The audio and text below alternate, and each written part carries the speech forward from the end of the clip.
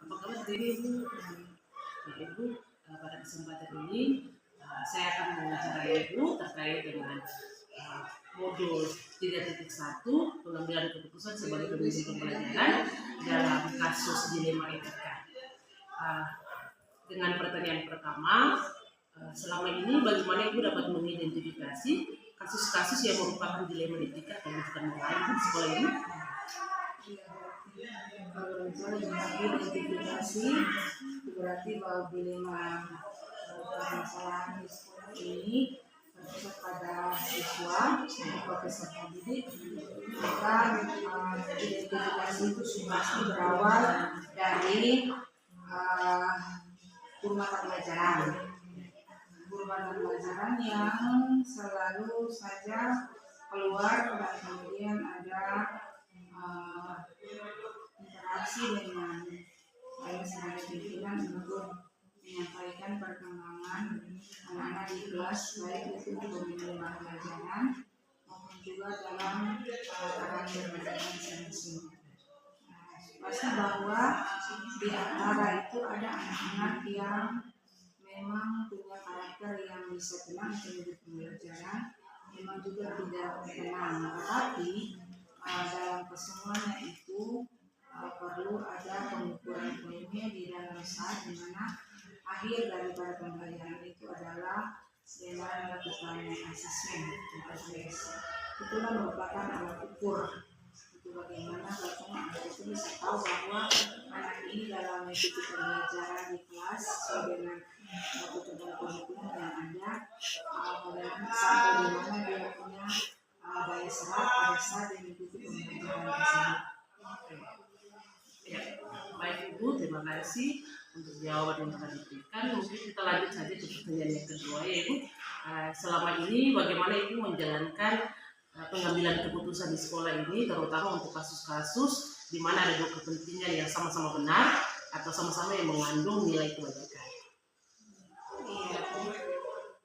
Sebenarnya pengambilan keputusan untuk nilai-nilai kebajikan yang nantinya mengarah kepada sebuah kebaikan itu tidak sampai pada penilaian akhir, tetapi itu memang ada berjenjang dalam penilaian. Jadi dalam penilaian peserta didik yang masing-masing yang saya lihat bahwa peserta didik itu pada saat melakukan penilaian kepada mereka, baik itu penilaian yang sekarang ini dilakukan untuk penilaian akademik ataupun juga penilaian karakter, sifat, sikap, itu pun perlu ada. Karena itu dalam pengambilan keputusan dalam penilaian, selain daripada sesuai dengan kriteria penilaian yang ada, perlu juga ada pertimbangan-pertimbangan yang mana tuntutan kurikulum kan pada akhirnya kalau anak itu ada nilai yang memang tidak memenuhi syarat, maka boleh dibilang bahwa dia harus mengulang. Karena di sini kita kan yang terlakukan kurikulum kita, aturannya bahwa anak itu pada saat dia mengakhiri tahun pelajaran untuk kenaikan kelas, dia harus naik kelas semuanya. Tidak dengan menentukan apakah nilai itu dia bagaimana baik atau menurut ini tidak menurut kriteria atau menurut kriteria, dia harus naik kelas. Nah itu berarti bahwa guru mata pelajaran sendiri bagaimana bisa mensiasati itu sehingga dia nilai-nilai yang memang menurut guru mata pelajaran belum memenuhi KKM itu harus punya bisa sampai tujuannya tercapai. Karena memang keberhasilan anak itu bukan saja letak di anak, tetapi dari guru itu sendiri. Bagaimana dia mempergunakan modal pembelajaran atau bagaimana dia mempergunakan materi pembelajaran yang pada akhirnya anak itu bisa mendapat nilai akhir yang itu dengan KKM yang telah ditentukan oleh sekolah. Jadi tidak bisa dibilang bahwa anak itu dia mampu dan anak ini tidak mampu. Sebenarnya anak semua punya kemampuan yang sama. Ini bagaimana pada saat dalam cara penyerapan itu memang berbeda. Bisa anak itu pada saat guru menjelaskan atau guru memberikan materi pelajaran itu dalam penyerapan itu berbeda, tetapi kemampuan itu ada. Oke, baik Ibu, jadi keputusan yang Ibu ambil pasti semuanya itu berjenjang dan informasinya pasti didapatkan dari berbagai pekerjaan maupun Ya. dari kelas. Terima kasih baik sekali Ibu. Kira-kira langkah-langkah atau prosedur seperti apa yang masih dilakukan selama ini? Itu yang dalam keputusan. Langkah-langkah yang saya buat untuk nanti keputusan terakhir dalam penentuan kenaikan kelas, gitu. Jadi dengan melihat daripada hal yang tadi sudah kita sampaikan tentang bagaimana mendapatkan informasi dari guru mata pelajaran, dari wali kelas tentang hasil daripada peserta didik itu punya nilai-nilai, maka pengambilan keputusan adalah bahwa itu tetap berpihak kepada anak. Berpihak kepada anak dalam arti bahwa anak tidak bisa dirugikan. Nah, dengan cara bahwa harusnya kalau anak itu mendapatkan masalah di dalam penilaian, mendapatkan penilaian karena memang dia punya penilaian yang memang tidak sesuai dengan kriteria, maka pengambilan keputusan itu adalah anak itu tetap naik kelas, tetapi ada mungkin mata pelajaran yang mungkin menurut guru mata pelajaran ini belum bisa, maka anak itu harus bisa menuntaskan ada bagian konten mana yang anak itu dia kemudian harus menyelesaikan dengan cara mungkin guru mata pelajaran memberikan tugas atau guru mata pelajaran memberikan semacam tugas ataupun juga yang lain yang guru mata pelajaran itu bisa membantu anak itu untuk mendapatkan nilai yang baik. Ya, terima kasih Ibu, luar biasa sekali langkah-langkah yang Ibu lakukan yang memang pada akhirnya itu kita berpihak kepada anak. Ya, luar biasa Ibu. Kira-kira Ibu hal-hal apa saja yang selama ini merupakan tantangan dalam pengambilan keputusan pada kasus-kasus seperti tadi dalam dilema etika? Kalau memang yang merupakan tantangan sudah pasti dari dalam sendiri, misalnya guru mata pelajaran.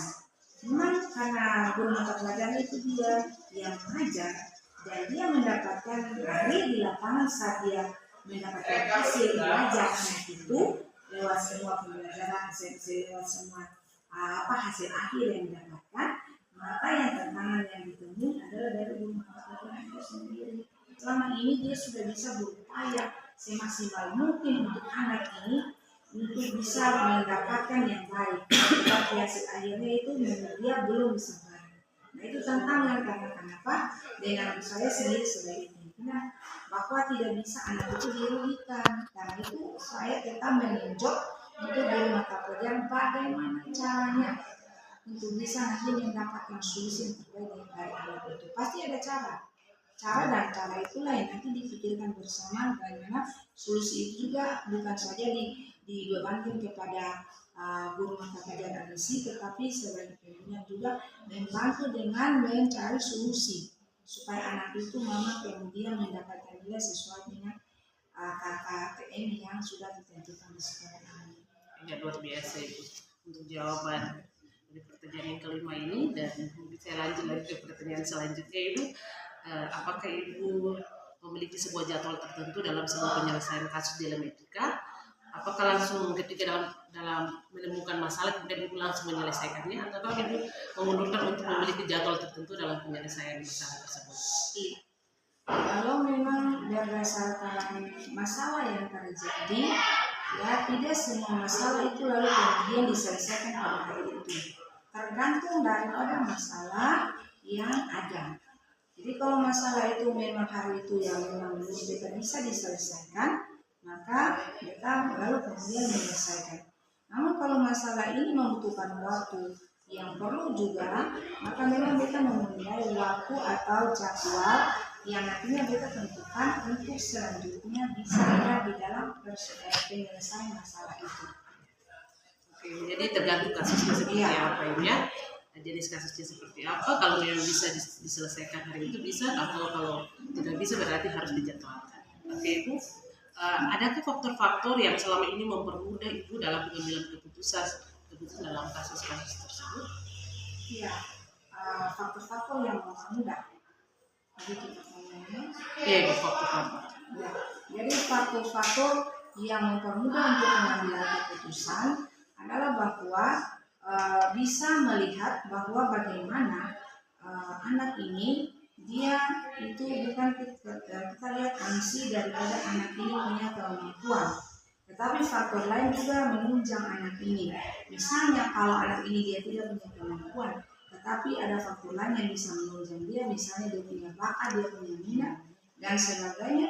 Anak itu juga bisa mendapatkan mendapatkan pujian dan sebagainya, sehingga dari situ anak itu lalu kemudian bisa berubah di dalam dia apabila memang dia sendiri punya masalah. Dengan demikian kalau ada faktor yang tadi disebutkan, misalnya dia punya bakat yang bisa dia kembangkan, kemudian hal lain yang menurut penilaian kita bahwa ini juga bisa merupakan bagian yang berguna bagi anak ini, itu ditentukan. Itu tetap ditentukan. Karena mengapa? Karena anak itu sendiri tidak dia dari satu sisi bahwa dia punya kemampuan cuma ini saja, tetapi dia banyak punya, dia ini dia punya di sini tidak, tetapi di sini dia punya sisi lain ada dari anak itu, sehingga dengan demikian anak itu tidak bisa dinilai dari satu sisi saja, dia harus dinilai dari berbagai sisi. Itulah yang merupakan faktor-faktor penunjang yang memang bisa membantu anak itu bisa ada dalam sebuah perubahan. Berarti faktor-faktor yang mempengaruhi itu bisa dilihat dari bukan saya dari bakat dan anak.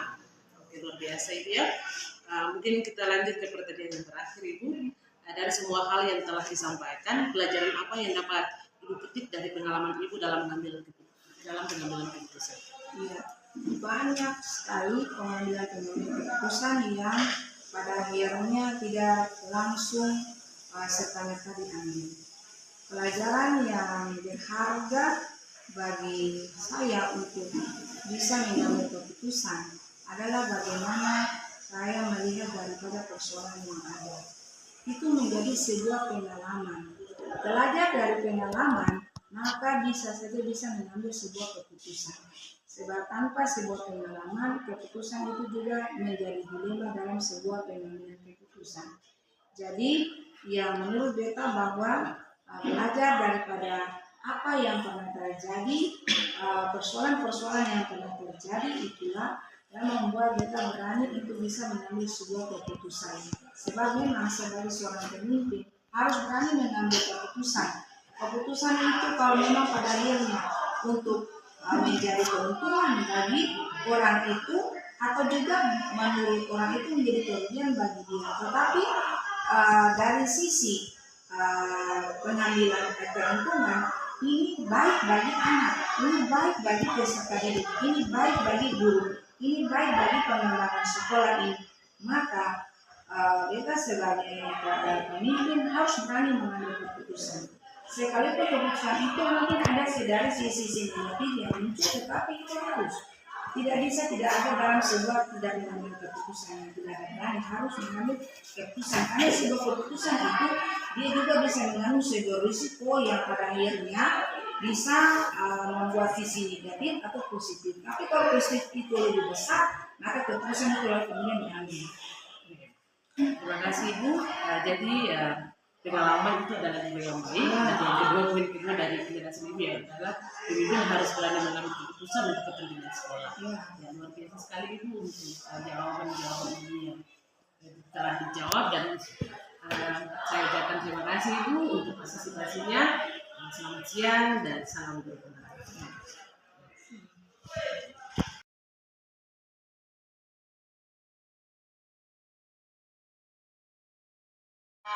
Selamat pagi. Apa kabar Pak Ibu? Baik-baik saja. Oke Pak, terima kasih untuk kesempatan yang diberikan Pak. Dan pada kesempatan ini saya akan mewawancarai Bapak terkait dengan pengambilan keputusan sebagai pembuat pembelajaran dengan kasus dilema etika atau kehidupan moral. Dengan pertanyaan pertama ya Pak. Ya. Selama ini bagaimana Bapak dapat mengidentifikasi kasus-kasus yang merupakan dilema etika atau kehidupan moral Pak? Ya. Selama ini saya mengatasi masalah-masalah demikian dengan cara mengambil satu keputusan setelah proses pembelajaran pada tahun akan selesai pada proses kenaikan kelas. dengan kasusnya yaitu pada kenaikan kelas semua siswa harus naik, tetapi ya sebenarnya juga pada waktu kenaikan kelas siswa harus tertinggal. Kalau siswa tertinggal itu merupakan dilema bagi lembaga pendidikan yang saya pimpin. Dengan demikian kalau ada siswa yang tertinggal berarti tablik pada SDK itu merah. Oh iya, Pak. Jadi memang ini benar-benar menjadi salah satu kasus dilematika ya Pak, Ya. kalau tidak dinaikkan karena kualitas pengetahuan atau mungkin anak ini tidak baik, maka berpengaruh pada mutu dan mutu. Kemudian kalau misalnya dinaikkan juga kualitas anak memang tidak dimungkinkan untuk dinaikkan, sehingga hal ini juga menjadi dilema ya Pak ya. Ya, kita lanjut ke pertanyaan selanjutnya ya Pak. Selama ini bagaimana Bapak menjalankan pengambilan keputusan di sekolah ini, terutama untuk kasus-kasus di mana ada dua kepentingan yang sama-sama benar dan sama-sama mengandung nilai kebaikan? Ya. Saya menjalankan keputusan itu dengan cara yaitu memanggil atau mengumpulkan semua guru untuk membahas dilema yang terjadi. Dengan demikian, yang tadi saya sampaikan bahwa kalau siswa tidak naik juga masalah, kalau siswa naik juga masalah. Dengan demikian, siswa yang tidak bisa untuk naik kelas, saya perintahkan untuk mengambil suatu keputusan bahwa harus naik kelas. Harus naik kelas dengan tanggung jawabnya. Siswa yang naik kelas yang berpindah kelas itu merupakan tanggung jawab ibu bapak guru yang ada di kelas itu, supaya dengan dilema yang tadi jangan terjadi lagi. Luar biasa sekali ya Pak ya keputusan yang diambil, karena memang benar sekali bahwa dinaikkan tetapi dengan teknologi tertentu, bahwa itu menjadi tanggung jawab guru di kelas 2 ya Pak ya. Oke, kita lanjut. Langkah-langkah atau prosedur seperti apa yang biasa Bapak lakukan selama ini dalam penanganan kasus seperti ini? Ya, terima kasih. Langkah-langkah yang saya ambil selama ini setelah jawab poin yang pertama sampai poin yang demikian ini, yaitu langkah yang pertama itu yang saya ambil yaitu saya adakan pembinaan bagi guru. Yang kemudian saya menemani orang tua untuk menjelaskan semua permasalahan anak yang dialami demikian. Mengapa anak tidak bisa naik kelas? Luar biasa Pak, jadi memang keputusan yang Bapak ambil memang harus berkolaborasi bersama dengan teman-teman guru, bawahan Bapak, tetapi juga dengan tidak terlepas dari orang tua. Luar biasa. Hal apa saja yang selama ini Bapak anggap efektif dalam pengambilan keputusan pada kasus-kasus dilematika? Ya. Kalau dikatakan efektif itulah hal yang baik. Ya Pak. Ya. Hal-hal yang baik yang saya ambil yaitu ketika memanggil guru atau mengumpulkan guru pada kelas tertentu, guru menerima itu, menerima apa yang saya sampaikan untuk menindaklanjuti pada kelas itu. Itu juga orang tua. Ketika saya panggil orang tua menjadi benar bahwa anak yang mereka miliki atau anak yang mereka punya itu benar-benar lemah, dan mereka bisa terima kasih bahwa ada perhatian dari bapak ibu guru, bapak kepala sekolah untuk anak. Ya, luar biasa. Jadi Bapak memang menganggap bahwa keputusan jika sudah disetujui oleh pihak sekolah, dalam hal ini guru maupun orang tua, berarti bisa dikatakan efektif ya Pak. Ya. Hal apa saja yang selama ini merupakan tantangan dalam pengambilan keputusan pada kasus dilematika? Ya. Jadi tantangan ya Pak ya. Kalau tantangan yang merupakan kasus dilematika itu yang pertama itu kita lihat pada guru.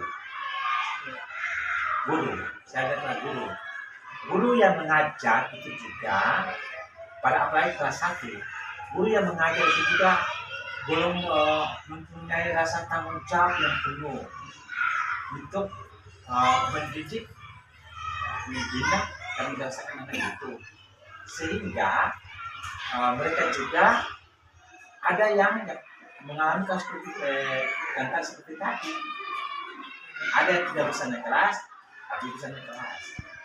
Sehingga yang pertama tantangan yang bagi saya itu guru yang mengajar kelas itu belum memberi rasa tanggung jawab yang penuh terhadap anak. Kalau dia menjadi rasa tanggung jawab, berarti anak itu saya mengalami yang ada itu terus terjadi. Nah, lalu yang kedua, orang tua juga belum memiliki tanggung jawab untuk melihat atau memperhatikan anak itu di rumah. Ya, luar biasa Pak ya untuk jawaban yang diberikan. Apakah Bapak memiliki sebuah jadwal tertentu dalam sebuah penyelesaian kasus dilematika? Apakah Bapak langsung menyelesaikan di tempat atau memiliki sebuah jadwal untuk menyelesaikan persoalan tersebut? Bentuk dan prosedur seperti apa ya Bapak? Ya, untuk ketahuan itu bahwa selama ini benar-benar saya sampaikan saja bahwa tidak pernah saya membaca. Saya menyelesaikan masalah itu secara konkret atau secara nyata dengan orang tua tanpa jadwal. Setelah masalah itu terjadi pada akhir tahun proses pembelajaran kenaikan kelas, saya memanggil orang tuanya untuk ada dalam pembinaan. Jadi Pak memang saat masalah ini terjadi Ya, langsung langsung. mengambil Ya, keputusan untuk ya. adakan pertemuan Ya. dalam penyelesaian kasus. Ya. Itu ya Pak ya. Adakah faktor-faktor yang selama ini mempermudah Bapak dalam pengambilan keputusan dalam kasus-kasus dilematika? Ya, ada. Faktor-faktor yang sangat mempermudah itu, contohnya salah satu faktor. Misalnya, siswa kelas 1 atau siswa kelas 2 yang tidak mampu, saya panggil untuk menjelaskan mereka apakah keadaan anak itu dia bisa atau tidak, dia bisa baca atau tidak, sudah bisa tulis atau tidak bisa tulis. Nah, ketika saya melihat demikian, saya menghubungi guru. Lalu kemudian guru menjawab apa yang saya bunyi, bisa atau tidak bisa. Dengan demikian itu mempermudah saya untuk mengatasi faktor-faktor dilema tadi. Oke Pak, luar biasa sekali. Ternyata Pak sangat memperhatikan anak-anak dalam fungsi belajar sehingga secara tidak langsung Pak ini menghindari sekali adanya kasus-kasus dilematika itu. Ya, mungkin kita sampai di pertanyaan terakhir nih ya Pak. Dari semua hal yang telah disampaikan, pelajaran apa yang dapat Bapak petik dari pengalaman dalam pengambilan keputusan dilematika ini? Ya, pelajaran yang saya petik atau saya mengambil dalam satu keputusan untuk masalah dilema ini yaitu saya sanggup atau saya berani untuk mengambil suatu keputusan demi hal atau dilema itu. Saya bilang lagi, saya berani untuk mengambil satu keputusan. Karena saya berani untuk mengambil satu keputusan itu karena saya dibantu atau saya dibantu atau saya bisa mengumpulkan semua guru sebelum saya mengambil keputusan. Dengan demikian itu berarti keputusan yang terambil, saya berani untuk mengambil satu keputusan karena ada dorongan daripada wakil guru dan ada dorongan daripada orang tua siswa. Ternyata untuk menjadi pembelajaran dalam pengambilan keputusan dalam kasus dilematika itu juga sebagai seorang pemimpin butuh dukungan ya Pak ya, dan setelah itu butuh keberanian. Kemudian dari pengalaman itulah yang memang menjadi inspirasi untuk tetap berani dalam pengambilan keputusan jika ada masalah-masalah dilematika yang nantinya dibuat. Oke Pak, terima kasih Pak untuk jawaban-jawaban yang luar biasa yang telah disampaikan terkait dengan kasus-kasus yang dialami di sekolah ini menyangkut dengan kasus dilematika.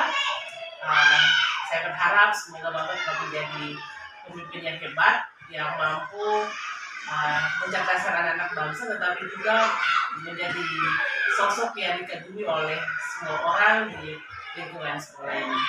Ya, dan akhirnya terima kasih sekali lagi saya sampaikan. Terima kasih. Selamat siang dan salam guru penggerak.